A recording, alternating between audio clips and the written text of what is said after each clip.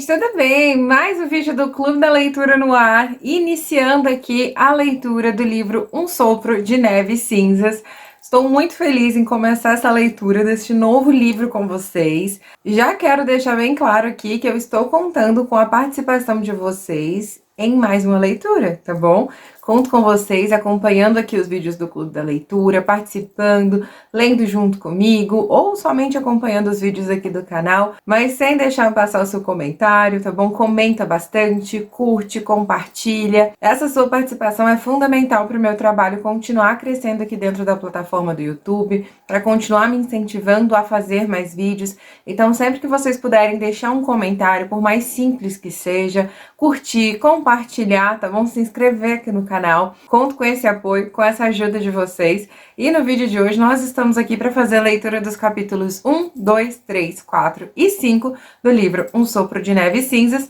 Para a semana que vem, anota aí, iremos ler os capítulos 6 e 7 do livro Um Sopro de Neves Cinzas. E eu quero saber se você já conhece o nosso site de joias e semijoias totalmente exclusivas e inspiradas em Outlander. Corre lá no nosso site para você conhecer a nossa coleção, tá bom? Nossa coleção de joias e semijoias. Nós temos peças lindíssimas, totalmente inspiradas em momentos muito importantes da série. Nós enviamos para todo o Brasil. Temos o parcelamento em até 12 vezes disponível lá no site. Então vale muito a pena você conhecer o nosso trabalho e adquirir a sua joia ou semijoia totalmente inspirada na série. Nós já começamos a leitura do livro aqui com uma promessa de uma guerra iminente.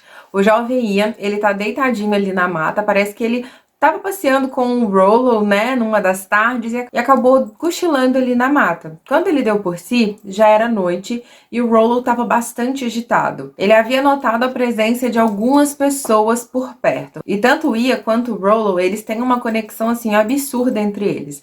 Então o Ian, antes mesmo de saber o que é que estava acontecendo, já foi e levou a mão ali na sua faca, no seu canivete, não sei exatamente qual arma branca ele carregava consigo, mas era uma dessas.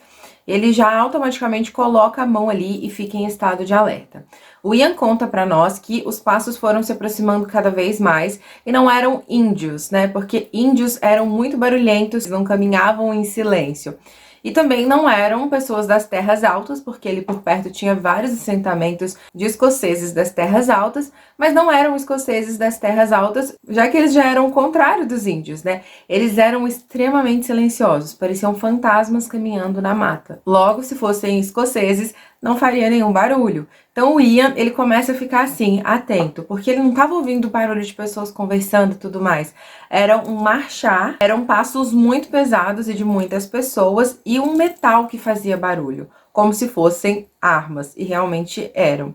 O Ian fala que conseguia sentir de longe o cheiro da fome, então essas pessoas eram pobres, e quando ele consegue avistar essas pessoas, porque estava muito escuro, era noite, mas ele conseguia visualizar ainda uma sombra, uma silhueta, coisa e tal. E quando ele conseguiu visualizar isso, ele viu que eram pessoas que estavam muito mal vestidas, eram homens, né, mal vestidos, homens que provavelmente estavam com fome mesmo.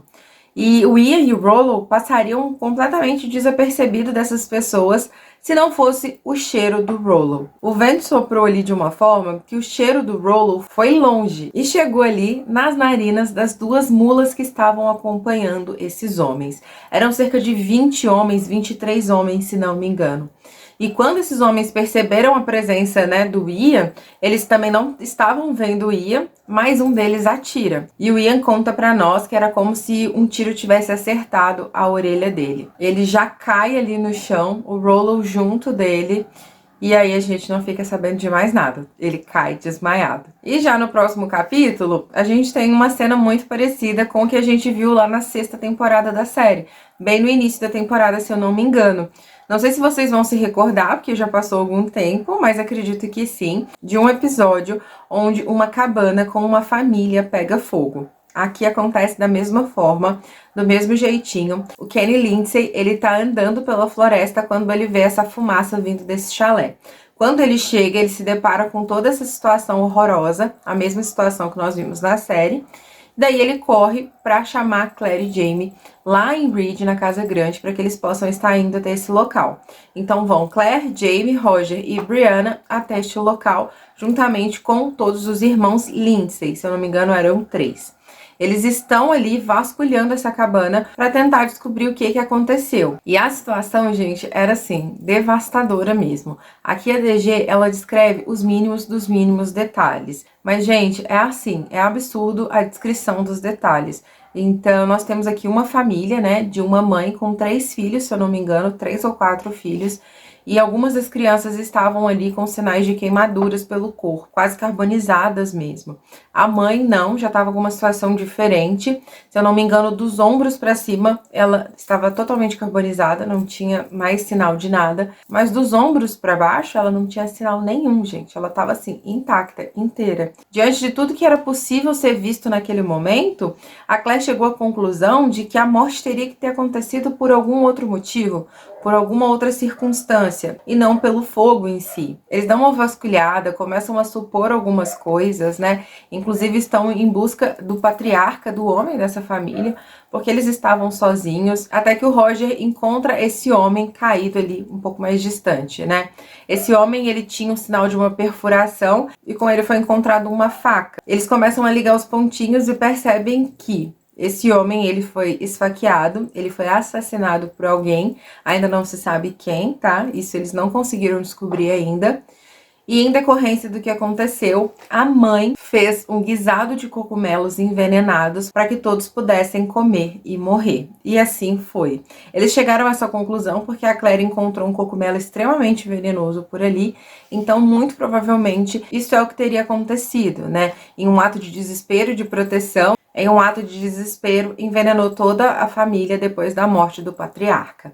O fogo se alastrou porque, muito provavelmente, quando essa mulher morreu, essas são as conclusões da Claire, tá? Quando essa mulher morreu, ela caiu dentro da lareira, o fogo pegou no cabelo dela e começou a alastrar pela casa, fazendo com que, assim, toda a casa fosse queimada. Mas o Roger, ele é muito detalhista, ele percebe tudo ali ao redor da casa e percebe alguns sinais de que aquela família não estava sentada ali há muito tempo, porque a casa havia sido recém-construída, tinha uma horta ali que tinha brotinhos muito pequenininhos, então havia sido recém-plantado, eles haviam recém-chegado ali naquele local. Eles não tinham uma pessoa para correr atrás dessa pessoa para tentar descobrir quem eram essas pessoas, se essa terceira pessoa conhecia essa família, eles não tinham como ter acesso a essa informação. E lá na série, se eu não me engano, uma das menininhas ainda está viva quando eles chegam no local, né? É até o Roger que vai até ela neste momento. Aqui nos livros não, nós não temos isso. Todos já estão mortos quando eles chegam. E um pouco mais distante deste grupo, gente, eles encontraram 2 homens mortos, homens que pareciam não ter nenhum tipo de relação com essas pessoas da cabana, apesar de estarem próximos ao local do acontecido. Um dos homens era negro e ambos estavam descalços, mas eles não tinham ali marcas no pé, marcas de pessoas que estavam caminhando descalças. A impressão que deu é que depois que eles morreram, eles foram saqueados e suas coisas foram levadas. E agora fica aí para nós a missão de fazer essa conexão nos próximos capítulos, porque a Claire descreve aqui para nós que tudo que eles mais queriam era sair daquele lugar ali o mais rápido possível. Eles fazem o enterro dessas pessoas, inclusive o Roger é convidado pelo Jamie, é quase intimado mesmo, gente, a falar ali as palavras finais. Eles enterram essas pessoas e vão acampar um pouco mais distante. Mas já no dia seguinte, eles estão de volta a Ridge. E quando eles chegam em casa, a Claire é surpreendida pela visita do Major McDonald. O Major McDonald já está lá aguardando o Jamie. A Claire descreve para nós que o Major estava sentado ali na varanda, tomando uma bebidinha que foi feita pela própria Lizzie, inclusive que ele elogia, fala que a bebida dela, ó, tava show de bola. E segurando o Addison nos braços, gente.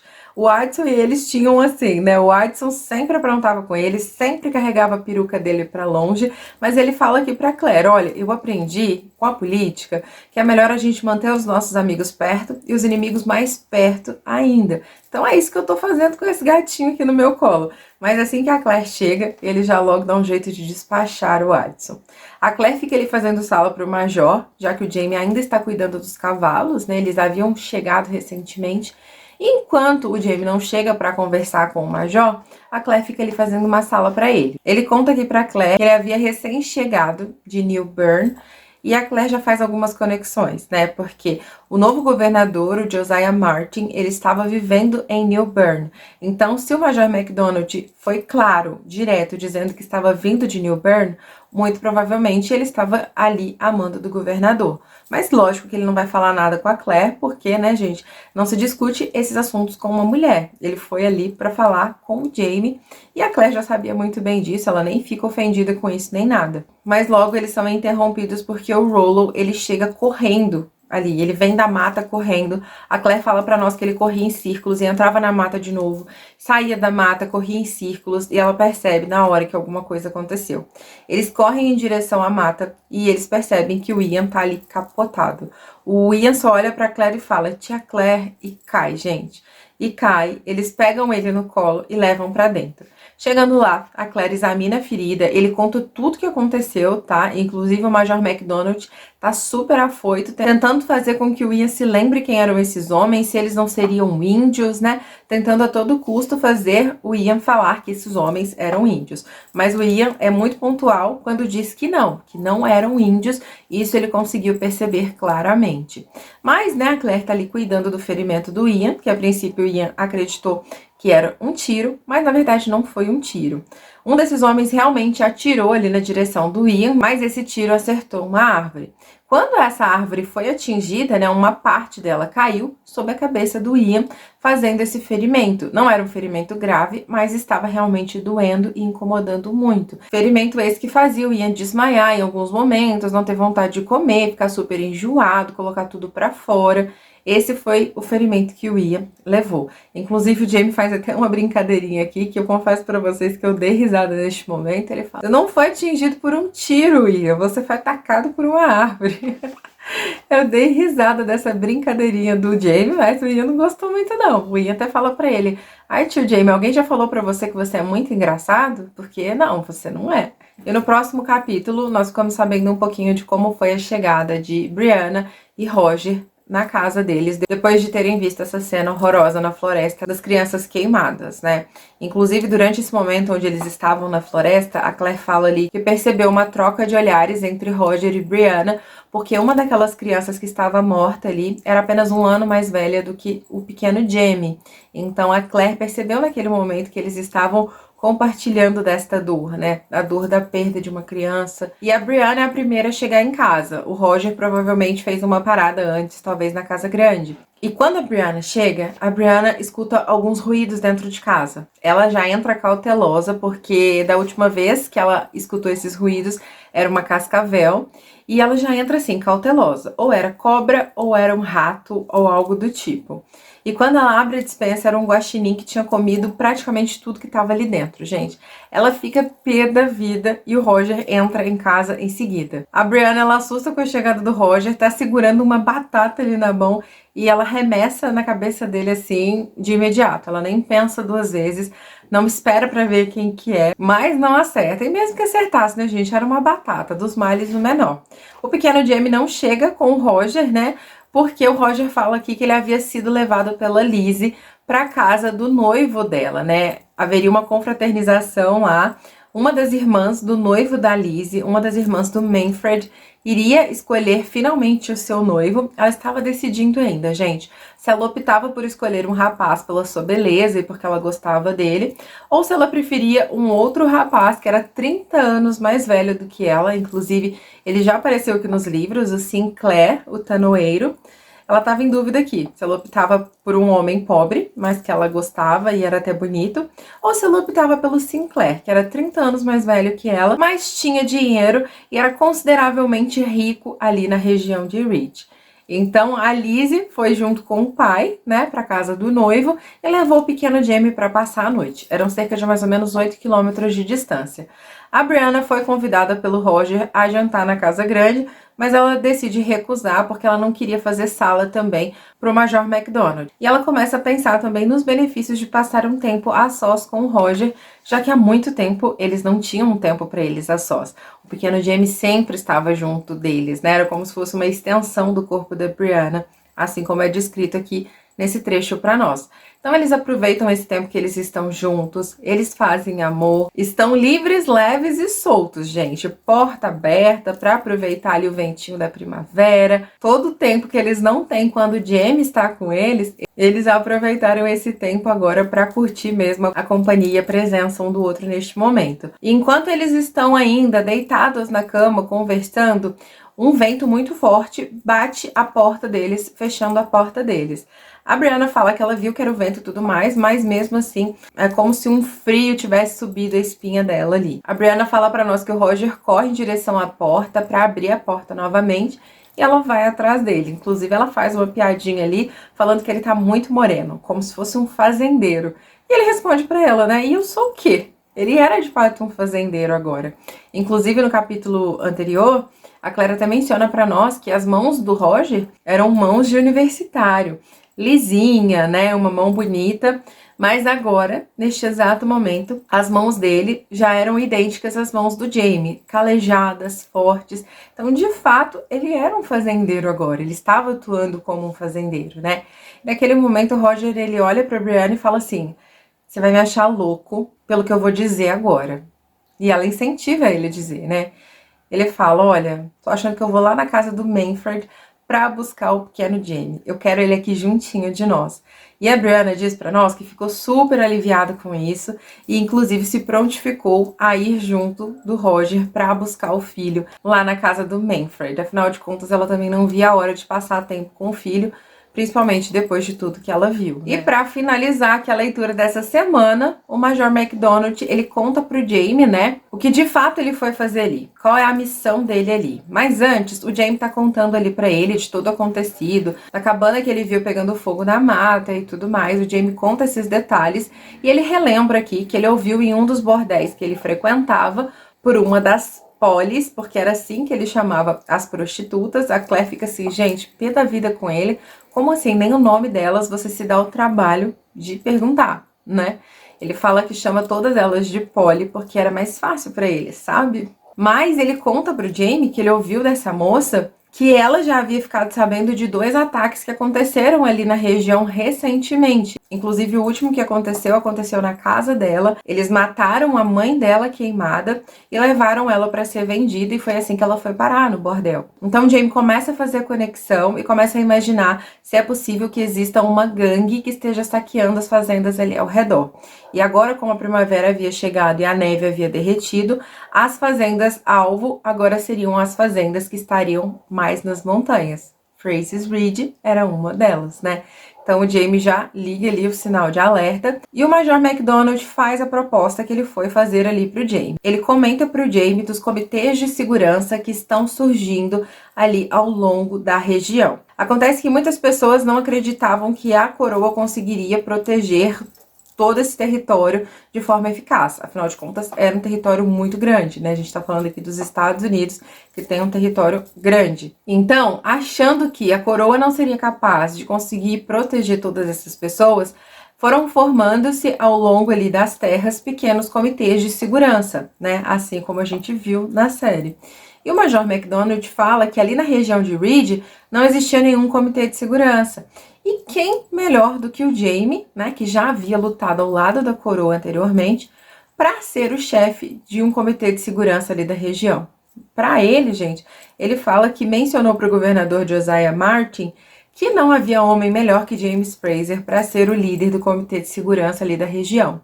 O comitê de segurança não era oficial da coroa, então a coroa não tinha obrigações oficiais com o comitê de segurança, mas uma vez que o James Fraser, que já havia lutado pela coroa anteriormente, fosse o líder, né, do comitê de segurança ali do local, na cabeça deles ali, do governador Martin, do Major McDonald, era quase como se fosse uma representação da coroa ali em Ridge, né? Então, por que não? Ele faz essa proposta pro Jamie ser o chefe do comitê de segurança ali do local. Mas a Claire, que estava ali jantando e ouvindo essa conversa dos dois, decide ir até o quarto do jovem para ver se ele tá bem, como é que ele tá. E durante o caminho ela vai refletindo sobre isso, né? Sobre isso que ela ouviu. E ela sabe que isso não vai ser bom para eles. Que ser chefe de um comitê de segurança pode trazer muitas consequências ruins pro Jamie e pra família dele também. Mas chegando no quarto, gente, o jovem estava super agitado, parece que ele estava ali dormindo, né? E ele acaba acordando em meio a um sonho. E a Claire fala que foi logo acordando ele ali, né? Perguntando pra ele, ai, como que é seu nome? E ele fala, eu não sei quem sou eu.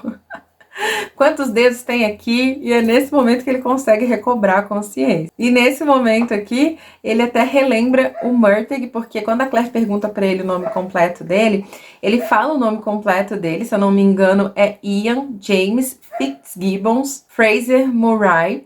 E a Claire pergunta pra ele, mas onde é que você foi arrumar esse nome, menino? Fitzgibbons? Ele fala, foi o tio Jamie que me deu esse nome, você não sabia? Ele queria que eu me chamasse Murtagh, né, em homenagem ao padrinho dele. Mas como minha mãe não aceitou, ele foi logo e colocou Fitzgibbons ali como um dos segundos, terceiro nome, se não me engano. Então tem aí essa passagem que relembra o Murtagh. A gente já sabe que o Murtagh dos livros é totalmente diferente do Murtagh da série, mas quando nós relembramos o Murtagh aqui nesse momento, a imagem que vem na nossa série é do Mumu, nosso querido Mumu da série, né? Então vamos celebrar a memória do nosso querido Murtagh aqui neste momento, neste trechinho do livro. E essa foi a leitura da semana, gente. Olha que leitura gostosa, né? Uma leitura com muitos acontecimentos. O livro 6 já começou aí com tudo. Começaram com vários acontecimentos que parecem ser muito importantes. Então já estou aqui, gente, ansiosa pelos próximos capítulos para ver como que tudo vai acontecer aqui no livro 6. Eu sei que alguns eventos do livro 6 estão sendo utilizados para a 7ª temporada da série também. Então logo logo nós já vamos acompanhar a leitura ali e ficarmos a par dos acontecimentos, né, de livros versus série. Então, estou muito ansiosa para quando isso chegar. Espero muito que vocês tenham gostado da leitura dessa semana. A gente se vê no próximo vídeo. Um super beijo e até lá! Tchau!